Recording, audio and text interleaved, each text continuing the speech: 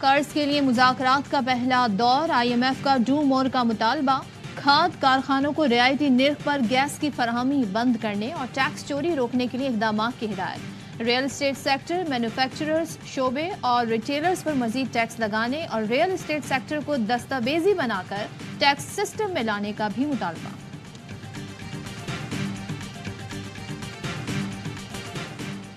Senate की 6 खाली नशिस्तों पर ज़िमनी इंतखाब के लिए पोलिंग का वक्त खत्म। इस्लामाबाद की 1, सिंध की 2 और बलूचिस्तान की 3 नशिस्तों के लिए कौमी असम्बली सिंध और बलूचिस्तान असम्बली में वोटिंग हुई। इस्लामाबाद की नशिस्त पर यूसुफ रज़ा गिलानी और सुन्नी इत्तेहाद काउंसिल के चौधरी इलियास मेहरबान में मुकाबला।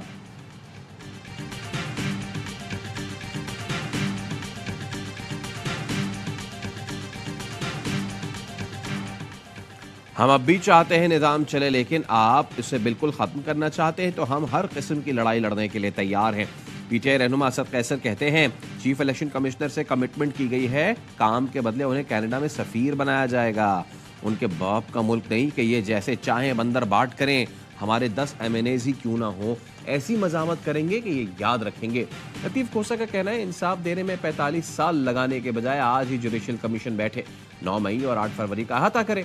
बैरिस्टर गौहर बोले पार्लियामेंट को चलाना है तो रिफॉर्म्स लाने होंगे, बार बार ज़िमनी इंतखाब कराने से अवाम का नुकसान हो रहा है।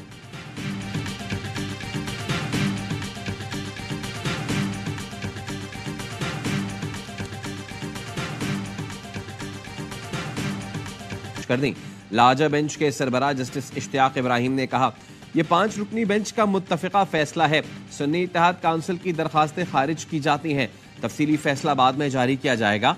दौरान समाअत अदालत ने रिमार्क्स दिए सियासी जमात को मखसूस नशिस्तें मिल सकती हैं, आज़ाद उम्मीदवारों को नहीं। मखसूस नशिस्तें इंतखाबात में हिस्सा लेने वाली जमात को दी जाती हैं, ये नहीं कि एक सियासी जमात बाहर बैठी हो और इंतजार करे कि आज़ाद आकर ज्वाइन करेंगे।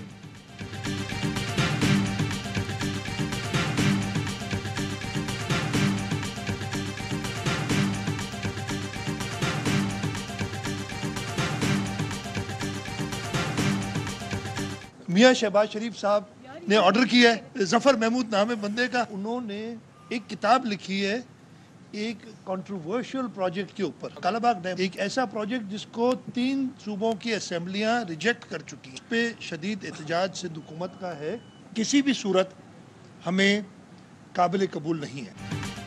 सिंध हुकूमत के एतराज़ पर वज़ीर-ए-आज़म शहबाज शरीफ ने चेयरमैन इरसा की तैनाती का नोटिफिकेशन वापस ले लिया। विफाक ने सिंध हुकूमत को फैसले से आगाह कर दिया। वज़ीर आला सिंध मुराद अली शाह ने कहा था शहबाज शरीफ ने मुतनाज़े शख्स को चेयरमैन इरसा तैनात किया है। जफर महमूद ने पानी की तकसीम पर 2 मुतनाज़े किताबें लिखी, ऐसे शख्स की तैनाती बर्दाश्त नहीं की जाएगी। सिंध की आवाम से नाइंसाफी नहीं होने देंगे।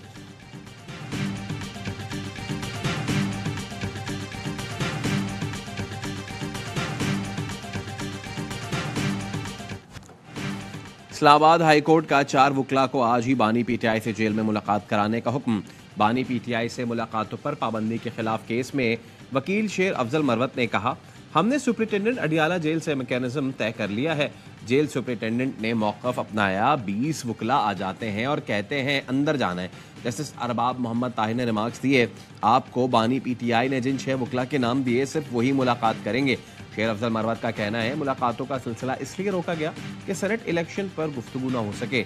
आज की मुलाकात को मॉनिटर नहीं किया जाएगा।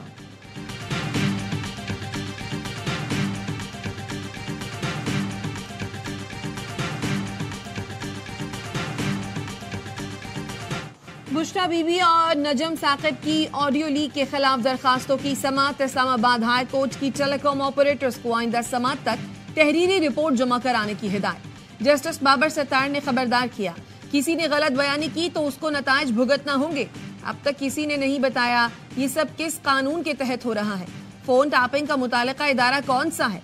टेलीकॉम ऑपरेटर्स के वकील ने कहा हमें नहीं मालूम, हमें तो जहां PTA कहता है वहां सिस्टम लगा देते हैं।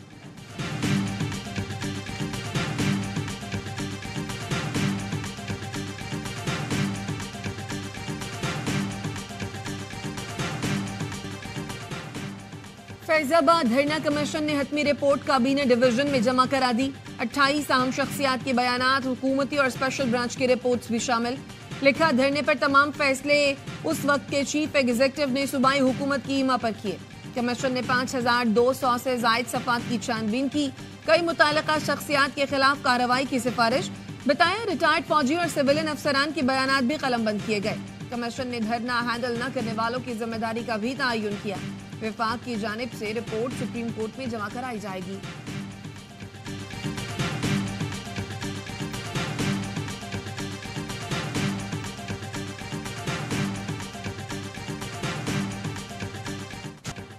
सेनेट की 6 खाली नशिस्तों पर ज़िमनी इंतखाब। पोलिंग का वक्त खत्म होने में 1 घंटा बाकी। इस्लामाबाद की 1, सिंध की 2 और बलूचिस्तान की 3 नशिस्तों के लिए कौमी असम्बली सिंध और बलूचिस्तान असम्बली में पोलिंग जारी।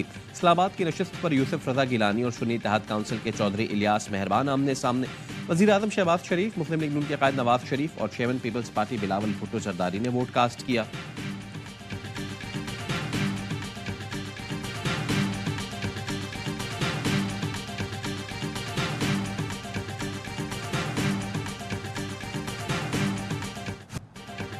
इस्लामाबाद की एहतसाब अदालत ने हसन और हुसैन नवाज के वारंट गिरफ्तारी मंसूख कर दिए। जमानत की दरखास्त मंजूर कर ली। पानामा रेफरेंसेस में इश्तिहारी का स्टेटस भी खत्म कर दिया। समाअत कल तक मुलतवी। हसन और हुसैन नवाज के एवनफील्ड अल अजीजिया और फ्लैगशिप रेफरेंस में वारंट जारी किए गए थे।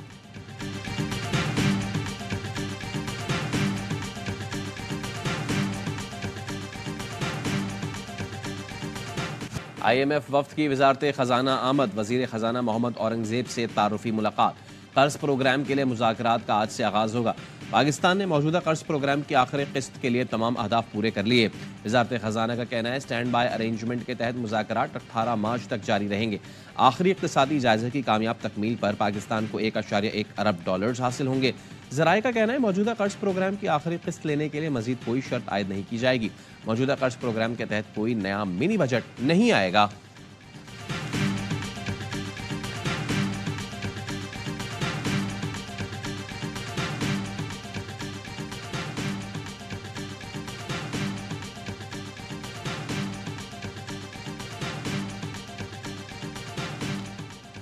वजीर खजाना मोहम्मद औरंगजेब ने आलमी बैंक से FBR में इस्लाहात और सैलाब ज़दा इलाकों के लिए कर्ज जारी करने की दरखास्त कर दी। वर्ल्ड बैंक के कंट्री डायरेक्टर से मुलाकात में इस्लाहाती एजेंडे से आगाह किया। बताया तवानाई और FBR में इस्लाहात से पाकिस्तान को फायदा होगा। रवा माली साल के दौरान आलमी बैंक से फाइनेंसिंग के हुसूल पर भी बात की गई। पाकिस्तान को आलमी बैंक से मजमूई तौर पर $2 अरब कर्ज मिलने की तवक्को है।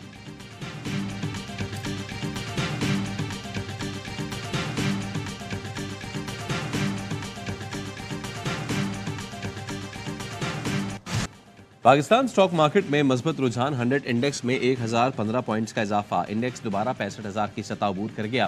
65,064 पॉइंट्स पर बंद हुआ।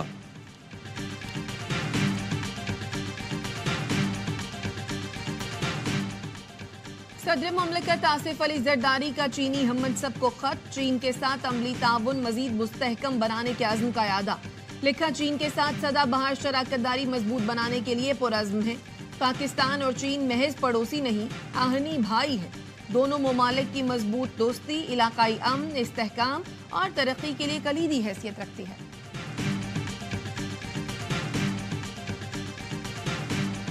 IMF डेलीगेशन की बजाय जो है अपनी हरकतें जो है ठीक करनी चाहिए। सबको ठीक हो जाए, किसी IMF वगैरह की जरूरत नहीं हो। हमारी मुसीबत का, हमारी बीमारी का इलाज हमारे पास है। हम अपनी हरकतें ठीक कर लें तो सब ठीक हो जाएगा। IMF की जरूरत नहीं पड़ेगी। वजीर दिफा ख्वाजा आसिफ कहते हैं हमारी हर बीमारी का इलाज हमारे पास है। अगर हम चाहें तो मसला हल हो जाए, वरना IMF की टीम आती रहेगी, जाती रहेगी।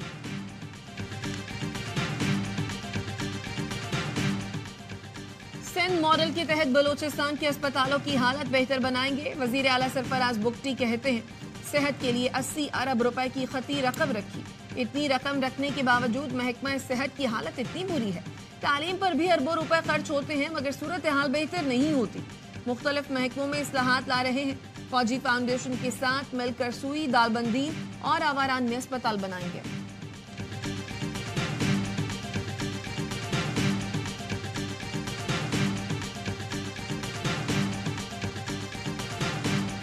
कराची नॉर्थ नाजमाबाद से बाजियाब बहन भाई को खाला के हवाले करने का हुक्म। जुडिशल मजिस्ट्रेट वस्ती ने बच्चों की हवालगी से मुताल्लिक महफूज फैसला सुना दिया। बच्चों की खाला को 5-5 लाख रुपए के मसलके जमा कराने की हिदायत। वालिद को बच्चों की कस्टडी के लिए मुताल्लिका अदालत से रुजू करने का हुक्म।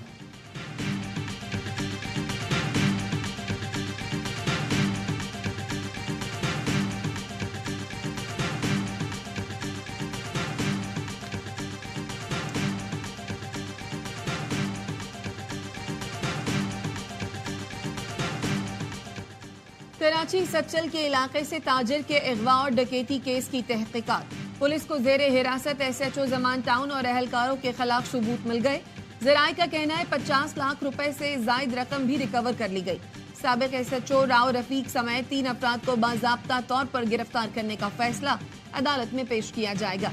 डकैती के अहम किरदार जफर की गिरफ्तारी के लिए छापे मारे गए, लेकिन कोई गिरफ्तारी अमल में नहीं आ सकी।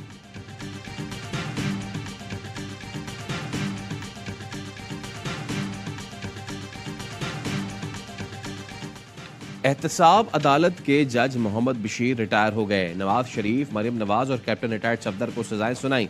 बानी PTI और बुशरा बीबी को तोशाखाना केस में सजा सुनाई। सदर आसिफ जरदारी, साबिक वज़ीर आज़म शाहिद